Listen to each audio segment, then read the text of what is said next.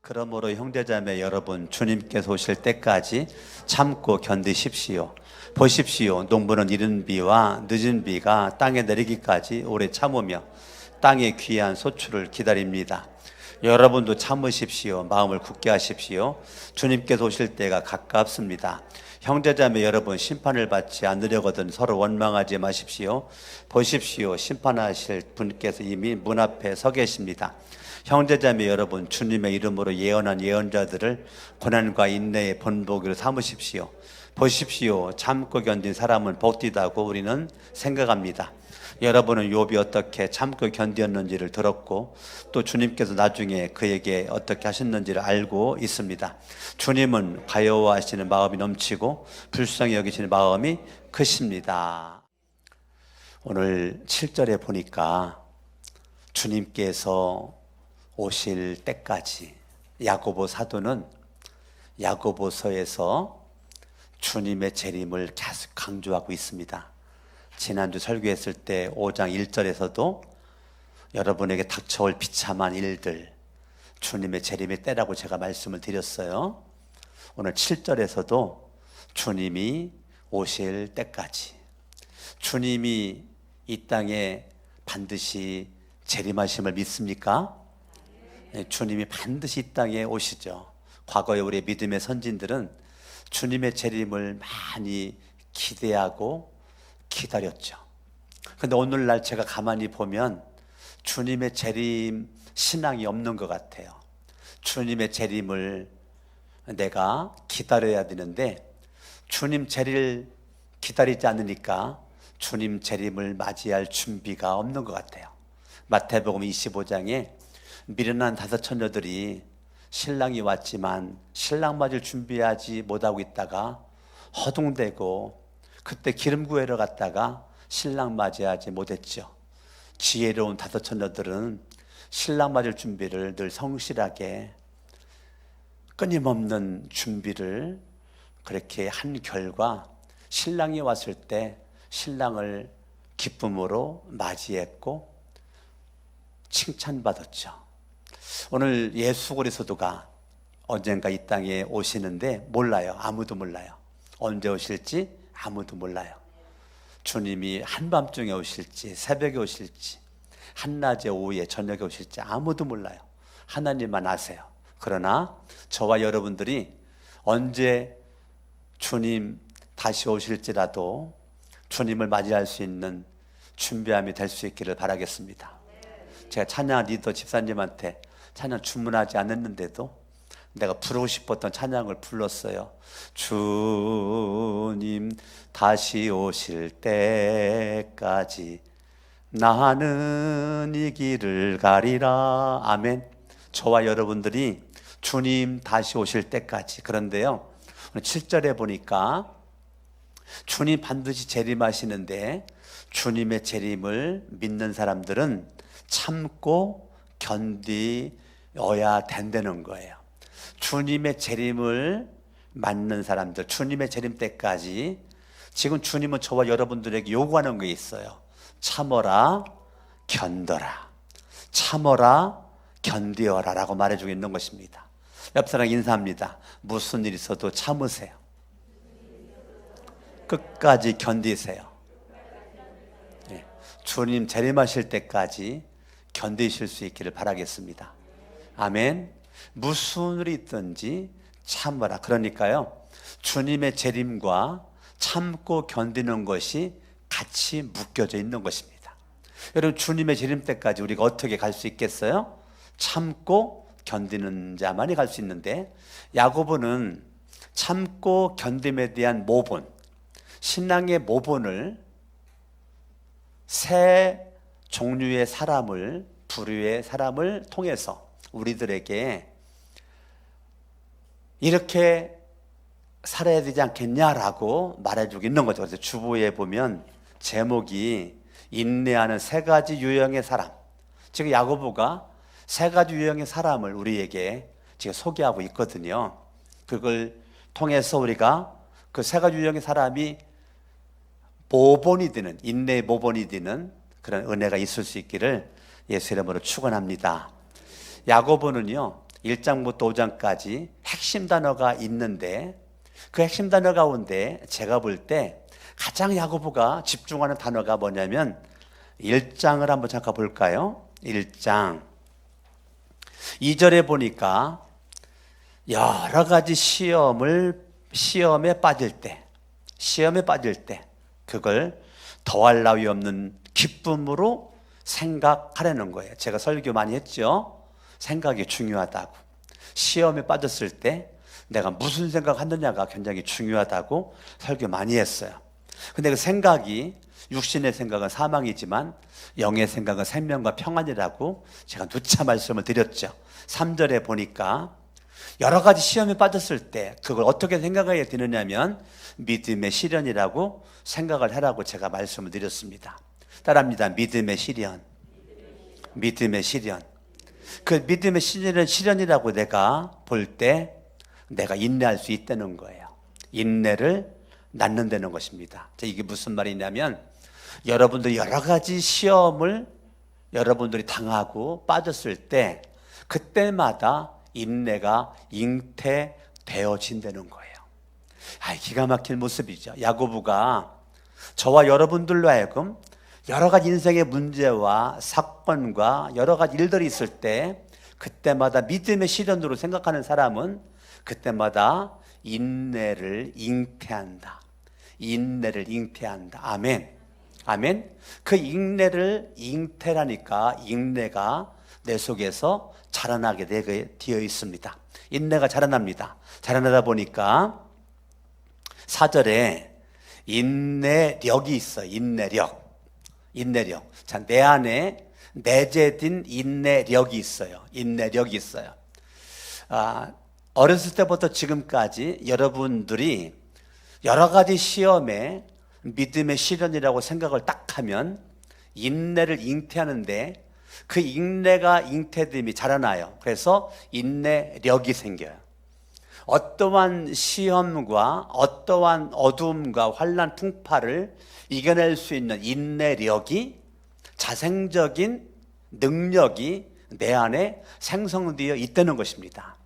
이걸 야고보가 말하는 거예요. 그러니까 인내력을 충분히 발휘를 하라는 거예요.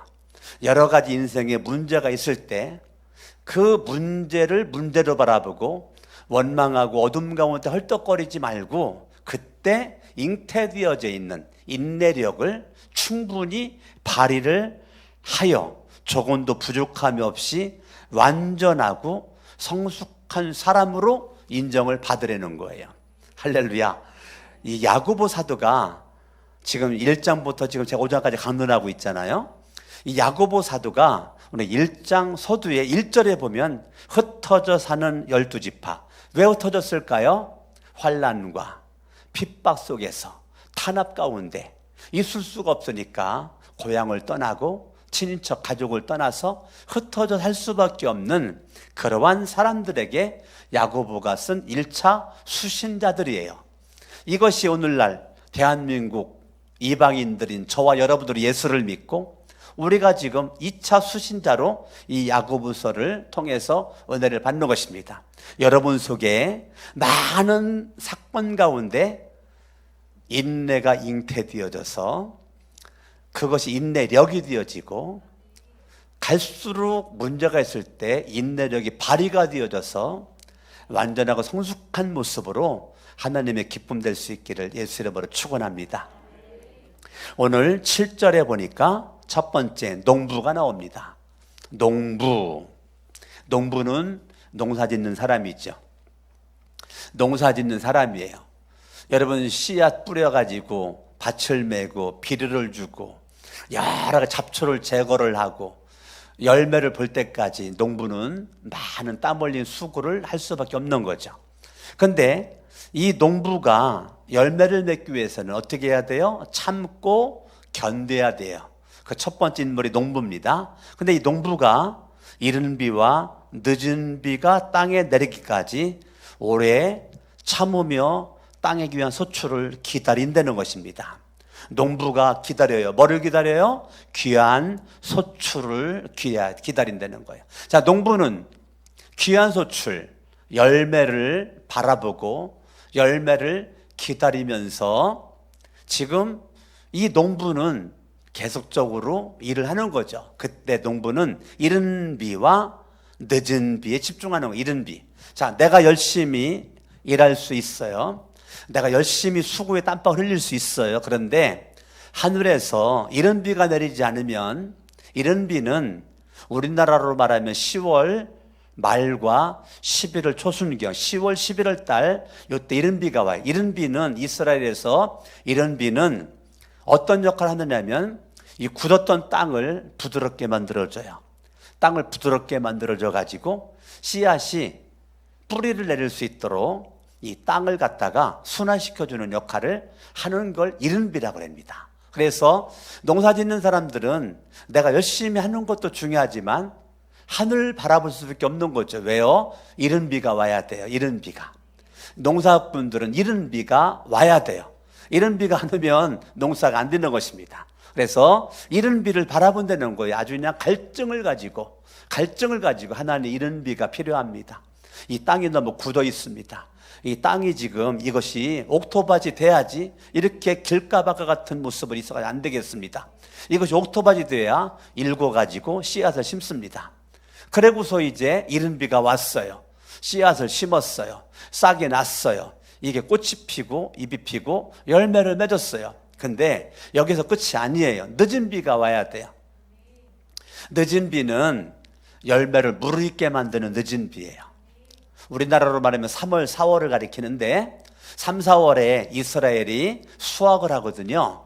수확을 하는데 그때 수확하기 전 늦은 비가 와야 돼요. 안 그러면 메말라 가지고 곡식이고 과일이고 뭐고 다 오그라들어 가지고 맛이 없어지는 거예요. 그러니까 적당한 이른 비가, 적당한 늦은 비가 와야 농사꾼들은 농사를 풍요롭게 지을 수가 있는 것을 지금 야고보는 우리에게 말하고 있는 것입니다. 8절에 보니까 여러분도 참으십시오. 이 말이 뭐냐면 여러분들은 영적 농부입니다. 그 말이에요. 지금 농사를 짓고 있지 않아도 여러분들도 영적 농부입니다. 여러분들도 농사꾼이 이른 비를 기다리고 늦은 비를 기다리고 귀한 소초를 기다리는 것처럼 여러분들도 기다리십시오. 기다리려면 뭐가 필요해요? 인내가 필요해요. 오래 참음이 필요해요. 예, 여러분도 참으십시오. 참으십시오. 자, 내가 원할 때 비가 오지 않아. 내가 원할 때 일이 되지 않아. 그때 사람들은요 마음이 상처를 받아요. 마음이 힘들어져요. 마음이 무너져요. 마음이 병들어요. 그래서 9절 8절은 말하기를 마음을 굳게 하라는 거예요. 자, 누가 참을 수 있느냐면 마음을 굳게 한 자만이 참을 수 있습니다. 여러분들이요 이 세상에 하늘이 무너져도 살 수 있는 사람은 마음이 무너지지 않는 사람입니다. 마음이 무너지지 않는 사람. 호랑이에 물려가도 정신 차리면 살 수 있다고 그러죠. 그 정신 차리는 것이 뭐냐면 마음이 무너지지 않은 사람을 가리키는 것입니다. 그러니까 인생의 여러 가지 문제를 만날 때 너의 마음 지켜라. 잠언 4장 23절 생명의 근원 이에서 남이니라. 마음은 생명과 연결되어 있는 것입니다. 그러니까 여러분들이 여러 가지 인생의 문제, 사건 속에서 내가 참고 기다려야 되는데 누가 그럴 수가 있는가? 마음을 굳게 한 자만이 그렇습니다. 그러니까 성경을 많은 곳에서 마음을 강하게 해라. 하나님의 명령이에요. 마음을 지켜라. 하나님의 명령이라니까요.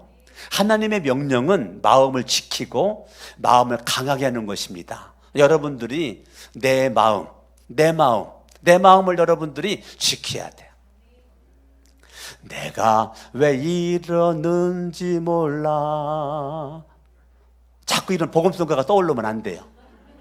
여러분들이 내 마음 하나님의 말씀으로 지킨다. 하나님의 능력으로 지킨다. 몰라. 그런 노래 부르면 안 돼요. 알았죠? 예? 그러니까 여러분들의 마음을 하나님의 말씀으로 지키셔야 돼요. 할렐루야. 아멘. 마음을 굳게 하시. 옆에 사람 인사합니다. 마음을 지키십시오. 그래야 살 길이 열립니다. 마음을 지키십시오. 아멘. 예. 주님께서 오실 때가 가깝습니다. 여러분들이 주님 앞에 갈 때까지 뭐 지키려는 거예요? 마음 지키려는 거예요. 부부 사이도 뭐 지켜야 돼요? 마음 지켜야 돼요. 가정에서도 뭐 지켜야 돼요? 마음을 지켜야 돼요. 9절, 형제자매 여러분, 심판을 받지 않으려거든. 이제 주님 재림하시면 그때 우리가 믿음으로 사는 것에 대한, 믿음으로 안 사는 것에 대한 하나님의 심판이 있거든요. 심판이 있어요. 근데 심판을 우리가 받는데 주님이 가장 집중해서 보는 게 뭐냐면 원망을 했나 안 했나를 보겠다는 거예요. 그래서 야고보 사도는 저와 여러분들에게 원망하지 말아라. 보십시오. 심판하실 분 하나님께서 이미 문 앞에 서 있다. 주님의 재림이 임박해져 있다. 그때 주님은 저와 여러분들을 평가하는데 평가의 기준이 뭐냐? 원망을 했는지 안 했는지, 원망을 했는지 안 했는지, 그게 기준이라는 거예요. 자, 원망은 사람과 사람 사이에 불하고 하나님과의 불하죠. 하나님을 인정하지 않으면 하나님 원망하죠. 사람을 사람으로 존귀히 여기지 않으면 원망하죠. 그래서 하나님과의 관계, 사람과의 관계가 성경이 말하는 핵심입니다. 창세기부터 말라기 9야 39권 핵심이 뭘까? 하나님 사랑해라, 이웃을 사랑해라. 마태복음부터 요한계시록까지 신약성경에 예수 그리스도에게 마태복음 22장에서 제자들의 질문 앞에 하나님 사랑하고 이웃을 사랑해라. 이게 첫 계명이고 둘째 계명인데 쌤이다 라고 하는 거예요. 그러니까 성경은 전체적으로 뭐예요? 하나님, 위로는 하나님 사랑하고 좌우로는 이웃을 사랑하는 거죠. 하나님 사랑하니까 하나님 원망하지 않아요. 이웃을 사랑하니까 이웃을 원망하지 않아요. 그러니까 서로 원망하지 마십시오. 우리가 생명의 상 공부할 때 첫 번 서론에 뭐 배웠죠? 첫 번째 서론, 릴레이션십, 관계성. 예, 우리 신앙의 최고는 하나님과의 관계, 이웃과의 관계죠. 지금 그거 얘기하는 거예요. 서로 원망하지 마십시오. 그러면 이 말은 뭐냐면 하나님과 관계를 잘 가져라, 사람과의 관계를 잘 가져라, 이웃을 소중하게 생각해라, 이웃을 존귀히 여겨라. 하나님을 향한 믿음이 흐트러짐이 없어야 된다. 하나님은 이거 보겠다는 거예요. 얼마나 너희들이 하나님을 사랑했는지, 얼마나 가족을 사랑했는지, 교회 왔을 때 성도님들을 사랑했는지, 직장 동료들, 사업장 파트너들을 사랑했는지, 관계성이 얼마나 좋았는지 그거 보고 하나님이 판단하겠다는 거예요. 그러니까요, 나는 야고보서 이 말씀을 제가 지금 강론 여러 번 하는데 볼 때마다 은혜가 되고 새로운 게 보이고요. 새로운 게 보이고 은혜가 되고, 이번에도 참 어저께 제가 11시 20분까지 교회에 있으면서 말씀 준비하고 오늘 새벽에 일어나가지고 또 말씀 준비하고 하면서 얼마나 눈물 나도록 감사한지, 이 하나님의 말씀이 저희가 얼마나 감사한지. 여러분이 평생에 명령이거든요. 따라합니다. 서로 원망하지 마십시오. 이거는요, 원망할 수도 있고 안 할 수도 있고 내가 결정하는 게 아니에요. 하나님이 원망하지 마 라고 말하는 거예요. 무섭게 강하게 원망하지 마 라고 말하는 거예요. 원망하지 마 라는 거예요. 여러분, 가정에서도 원망할 일을 생각을 하면 원망할 일 엄청나게 많아요. 교회 와서도 엄청나게 많습니다. 직장 가도요, 무수하게 많습니다. 예, 어제도 제가 쌍둥이 딸이랑 어젯밤에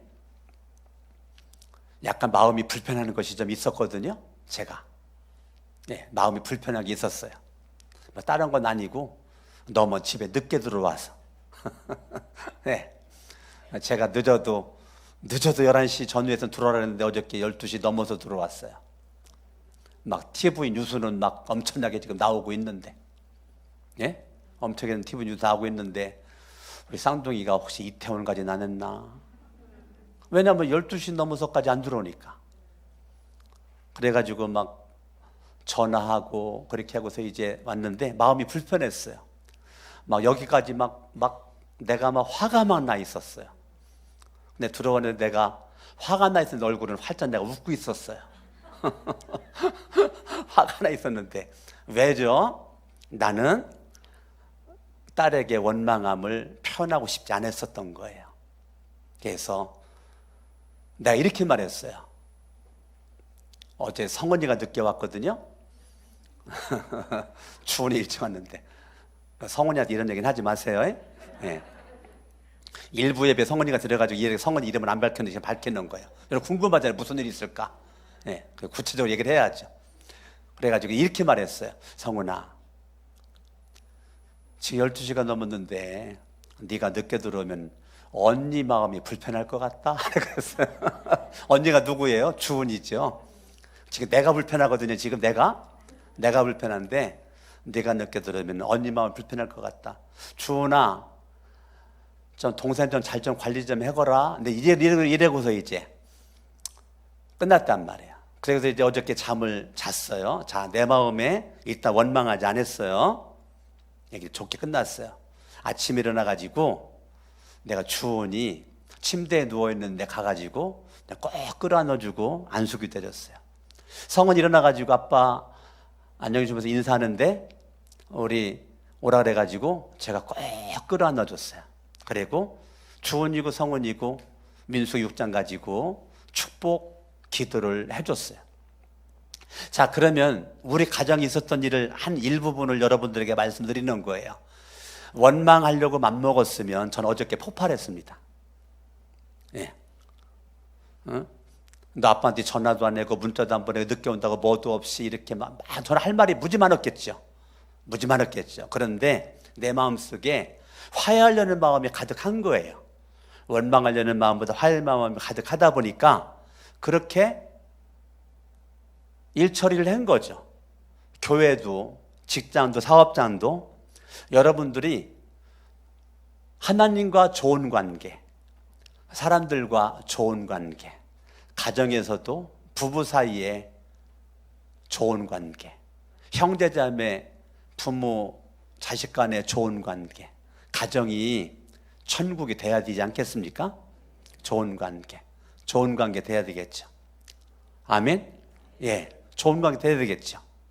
제가 필리핀에서 있는데 아들 민구가 개척교회 전도지원단 신청해가지고 지난 금요일부터 오늘까지 지금 대천 쪽에 있는 그 교회 개척교회 전도지원단 팀장으로 민구가 우리 팀원들을 데리고 지금 가가지고 오늘까지 예배를 드리는데 가족 단톡방에 카톡이 막 이렇게 올라오는 게 보여요. 그게 뭐냐면 민구가 막 몸이 아파가지고 열은 나고 밥도 못 먹었고 막 그래가지고 이게 이렇게 단톡방에 떠서 그거 보자마자 제가 바로 전화를 했죠. 전화를 해가지고 기도하자. 그래가지고 이제 기도로 했는데 그 이후에 전화가 온 거예요. 싱싱한 모습으로. 어떻게 싱싱하냐 그랬더니 아빠가 기도해줘가지고 그 사이에 싹 나섰다는 거예요. 그래서 너의 사역을 응원한다. 응원한다. 그 지금 기도 제목을 가지고 그 기도하는 것들이 많이 있는데 그때마다 계속 뭐예요? 좋은 관계 속에서 아들과 좋은 관계, 딸과 좋은 관계, 아내와 좋은 관계, 계속 좋은 관계 따라합니다. 서로 원망하지 마십시오. 옆 사람 인사합니다. 절대 원망하면 안 됩니다. 철칙입니다. 삶의 철칙. 내가 원하는 게 아니고 주님이 원하는 거. 서로 원망하지 마십시오. 창세기부터 요한계시록 성경 66권에서 가장 명령어, 명령어가 가장 많이 쓰여져 있는 곳이 제가 야고보서라고 말씀드렸어요. 야고보서가 명령어가 가장 많이 쓰여져 있어요. 그 중에 하나가 따라합니다. 서로 원망하지 마십시오. 아멘. 주머니고 따라합니다. 나는 원망하지 않으리라. 절대 않으리라. 아주 결단하세요. 어떠한 일이 있든지 원망하려는 것을 여러분 절제하시고, 내 마음 왜 이러는지 몰라 그러지 말고 하나님 말씀으로 힘을 딱 얻어가지고 인내력을 발휘해서, 아멘. 두 번째 10절입니다. 형제자매 여러분, 주님의 이름으로 예언한 예언자들을 고난과 인내의 본보기로 삼으십시오. 두 번째는 예언자들입니다. 선지자들. 첫 번째는 농부를, 두 번째는 예언자들이에요. 예언자들은 고난이 많이 있었습니다. 그 중에 저는 좋아하는 사람이 있는데, 눈물의 선지자 그러면 누구죠? 예언자 중에 눈물의 선지자 예레미야잖아요. 예레미야의 별명은 눈물의 선지자잖아요. 하나님의 말씀을 받아가지고 그 말씀을 백성들에게 선포했어요. 뭐 여러 개 많이 나오지만 예레미야 20장을 보면 20장 초반에 이 사람들이 하나님의 말씀을 받아가지고 백성들에게 전했더니, 백성들이 그 말씀을 받자마자 예레미야에게 달려들어가지고 예레미야를 막 때려버려. 예레미야 때려. 예? 여러분, 얼마나 이게 비인격적인 예우예요. 하나님 말씀을 증거하는데 밥상 차려주고 좋다고 막 그러는 게 아니고, 하나님의 말씀을 증거하는데 그냥 막 두드려 때리는 거예요. 예? 두드려 패는 거예요. 예. 얼마나 참 감사해. 두드려 맞으니. 예? 하나님이 일하는데 어디 감사해요? 아니면 원망이 나와요? 예?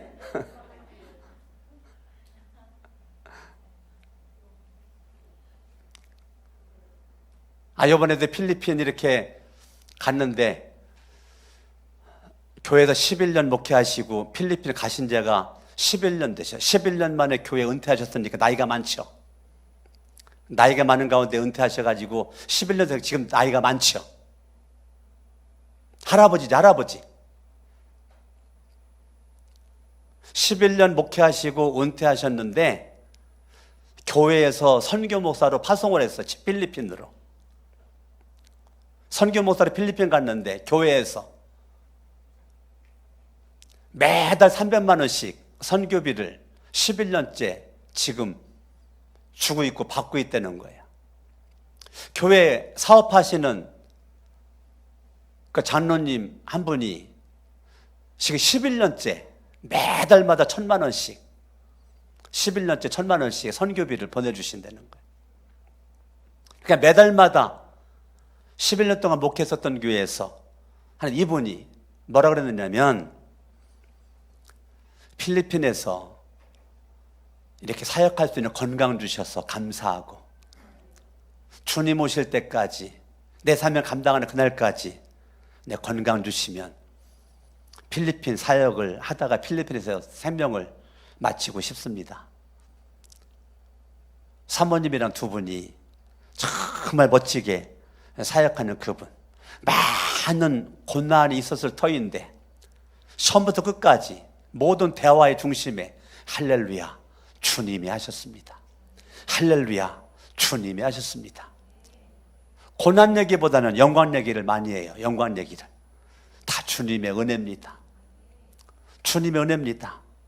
섬겼던 교회 변함없이 11년 동안 후원해 주는 것도 주님의 은혜고, 사업하는 장로님 부도나지 않고 망하지 않고 사업이 잘 돼가지고 11년 동안 1,000만 원씩 선교비 보내주는 것도 은혜고, 내가 건강한 것도 은혜고, 고난이 많이 있었을 터인데 고난 얘기보다는 영광과 하나님 은혜를 얘기하더라고요. 예레미야도 예레미야 20장에서 막 때리니까 맞아야지 어떻게 하겠어요.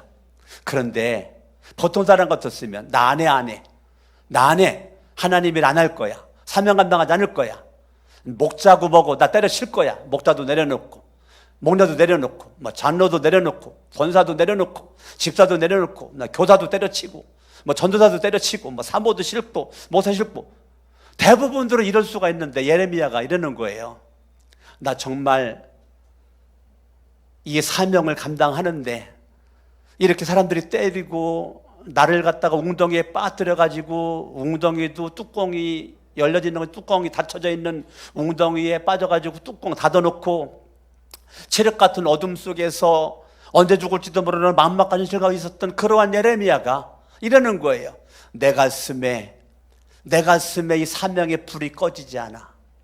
하나님으로부터 받은 그 사명의 불이 내 가슴에 꺼지지 않아. 사람들이 때리는데 꺼지지가 않아. 사람들이 나를 우습게 여기고 조롱하고 감옥에도 갇히기도 하고 웅덩이에 빠지기도 하고 생명의 위협도 당하고 밤잠을 설치고 먹지도 못하는 가운데 있는데 내 속에 이 사명의 불이 꺼지지가 않아. 사명의 불이 꺼지지 않아. 그래서 예레미야 20장 9절은 이렇게 말합니다. 나의 마음이 하나님의 생명의 말씀 사명으로 내 가슴이 불타고 불나가지고 내가 이것을 내가 감당하지 않으면 백성들에게 두드려 맞았다고 기분 나쁘다고 입 다물고 있고 딴짓하고 있으면 가슴이 답답해가지고 견딜 수가 없어가지고 나는 어쩔 수 없이 사명의 자리에서 나는 생명을 걸고 충성하겠노라라고 말하는 것이 예레미야 20장 9절이란 말이에요.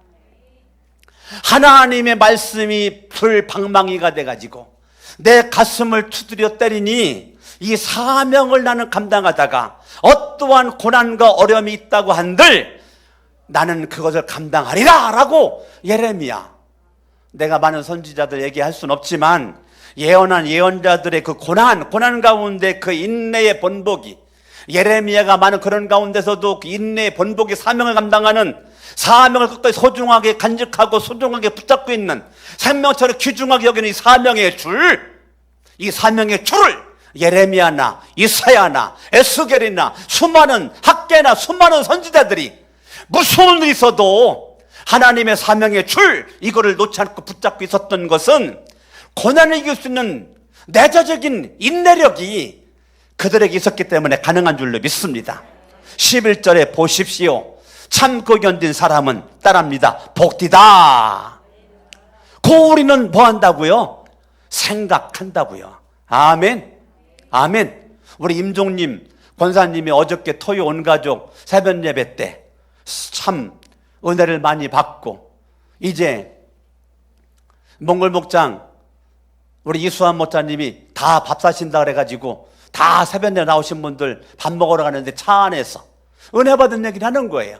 아, 임전용 권사님을 내가 오래전부터 알고 있었고 많이 이렇게 알고 있다 했는데 오늘 간증을 들어보니까 몰랐었던 얘기를 많이 하니까 그렇게 어려운 가운데서 결국은 인내했잖아요. 오늘 설교 말씀대로 결국은 인내의 오래 참음의 결과가 지금의 모습에 간증을 하는 거잖아요. 임전용 권사님 뿐만 아니라 여기 앉아 계신 모든 분들이 이렇게 인내한 간증거리가 여러분들에게 있게 될 줄로 믿습니다. 정말로 넘어지고 자빠지고 쓰러지고 그런 가운데 참고 견디는 모습을 바라볼 때 우리 어떻게 해요? 알게 모르게 뒤에서 박수 치잖아요. 오늘 제가 8시 조금 넘어가지고 집에서 있다가 교회에 왔는데 그때 권사님 한 분이 기도하고 나오는 거랑 저랑 맞부딪혔단 말이에요. 이따 11시에 지금 여기 앉아 계시거든요. 어젯밤에는 11시 25분경에 집사님이 기도하고 계셨고, 오늘 교회 왔는데 그때 기도하고 나가는 분도 계시고 11시에 또 오시고, 우리 교회는 가만히 보니까 정말 기회만 되어지면 할 수 있는 대로 교회 와가지고 기도하는 분들이 많이 있는 것 같아서 너무너무 감사해요. 할렐루야. 옆 사람 가면 인사합니다. 당신도 기도하고 있지요? 한 번만 더 해봐요. 교회 종종 나와서 기도하고 있지요? 아멘. 아멘. 참고 견딘 사람은 복되다고 우리는 생각합니다. 세 번째, 여러분은 욥이 나오는 욥 11절에 욥. 첫 번째는 농부, 두 번째는 예언자들, 세 번째는 욥이 나와요. 여러분은 욥이 어떻게 참고 견디었는지를 들었을 겁니다. 우리 욥기 1장을 한번 봐봐요. 욥기 1장.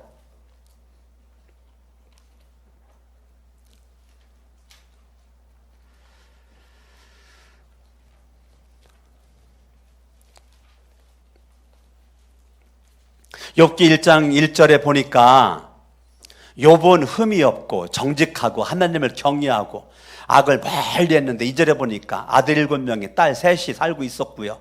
3절에 보니까 동방의 으뜸가는 부자가 되었다는 것입니다. 그래고서요, 이 욥이라고 하는 사람은 4절에 보니까 생일이 있다든지 뭐 잔치가 있다든지 이런 거 있을 때 아주 가족 분위기가 좋았어요. 함께 잔치하고 음식을 먹고 그렇게 했었던 아주 모습. 그리고 혹시 또 죄가 있을까 봐 회개를 하고 하나님 앞에 믿음 가지고 살았던 이러한 욥이었단 말입니다. 그런데 욥이 13절에 보니까 13절 욥의 인생에 이제 문제가 생기는 것입니다. 어떤 문제가 생겼느냐면 서바 사람들이 와가지고 가축을 빼앗아가고 15절에 16절 하늘에서 불이 떨어져가지고 양떼와 목동들을 불살라버리고 17절에 갈대아 사람들이 와가지고 낙타떼를 달려들어 끌어가고 종도를 칼로 죽여버리고 19절에 보니까 강풍이 불어와가지고 밥을 먹고 있었던 아들, 딸 집이 무너지게 되면서 10명의 자녀들이 압사해가지고 모두 다 죽었다. 20절에 욥은 일어나 슬퍼하며 겉옷을 찢고 머리털을 밀었다. 이게 20절입니다. 그런데 가만히 보세요. 욥은 일어나 슬퍼하며 얼마나 슬프겠어요. 자식들 10명이 하루아침에 집 무너져가지고 죽었지. 그렇게 화목했던 가정인데 재산 다 날라갔지. 욥이 일어나 슬퍼하며 겉옷을 찢고 머리털을 민 다음에 머리를 땅에 대고 따라합니다. 엎드려 경배하면서 모태에서 빈손으로 태어났으니 죽을 때에도 빈손으로 돌아갈 것입니다. 주신 분도 주님이시요 가져가신 분도 주님이시니 따라합니다. 주님의 이름을 찬양할 뿐입니다.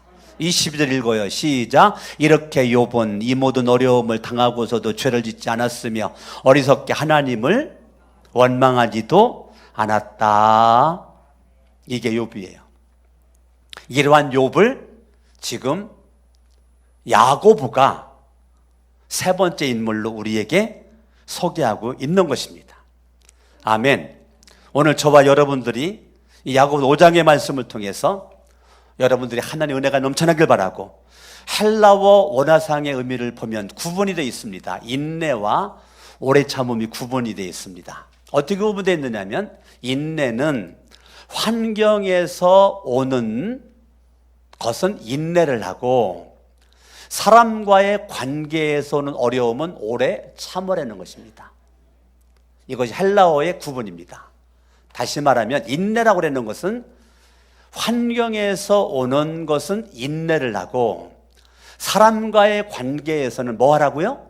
오래 참으라고요. 아멘. 아멘. 아멘. 오래 참는 자, 주님의 사랑으로 오래 참는 자, 원망하지 않고 사랑하는 모습이 될 줄로 믿습니다.